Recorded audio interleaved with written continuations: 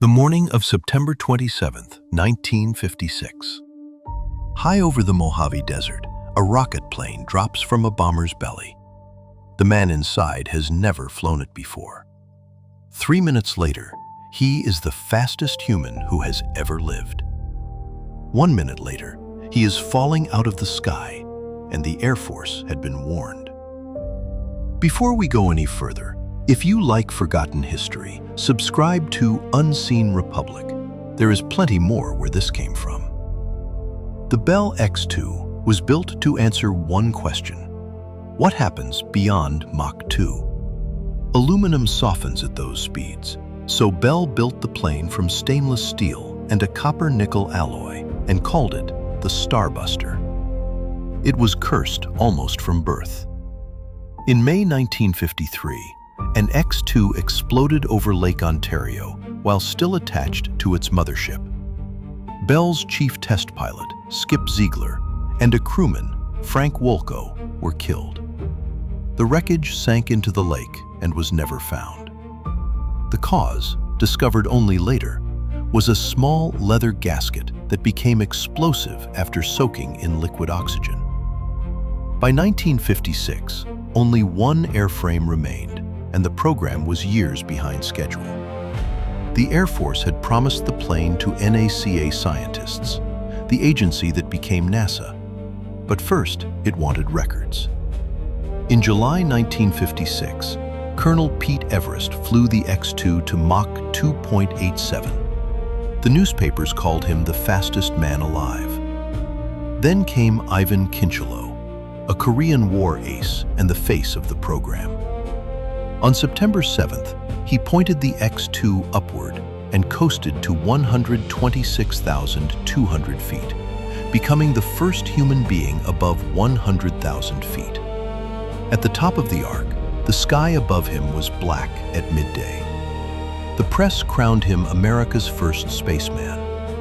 One number remained: Mach 3. There was time for exactly one more flight before the handover. Kincheloe would not fly it. Captain Mel Apt, called Mel, grew up in Buffalo, Kansas, a careful, methodical pilot and engineer. He had never flown a rocket plane.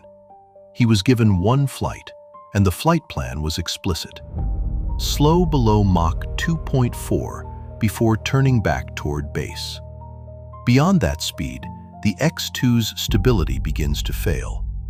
The simulator said his turn could become uncontrollable. But in 1956, most pilots did not trust simulators.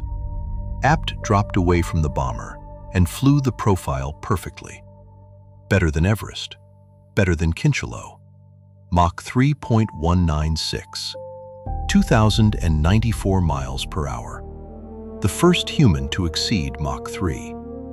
Then, still above Mach 3, perhaps trusting instruments that lagged behind the plane, Apt began turning back toward base. The X-2 swapped ends. It tumbled across the sky, and the forces knocked him unconscious. He came to and fired the escape capsule. The entire nose of the plane broke away. The violence knocked him out again. He woke one final time, fighting to climb out and reach his parachute when the capsule struck the desert. From the record to the tumble took less than a minute. The Air Force got its record. The program was over. 20 flights, 2 world records, 3 men dead. And the curse was patient. Ivan Kincheloe, the Golden Boy, died 2 years later in a burning F-104. But the instruments aboard the X-2 recorded every second of the tumble. That data taught American engineers exactly what happens when an aircraft outruns its own controls.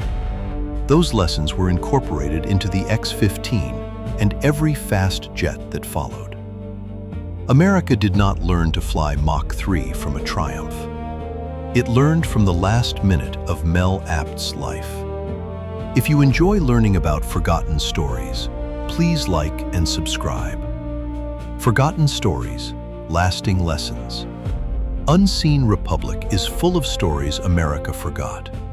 Choose one of these stories to watch next.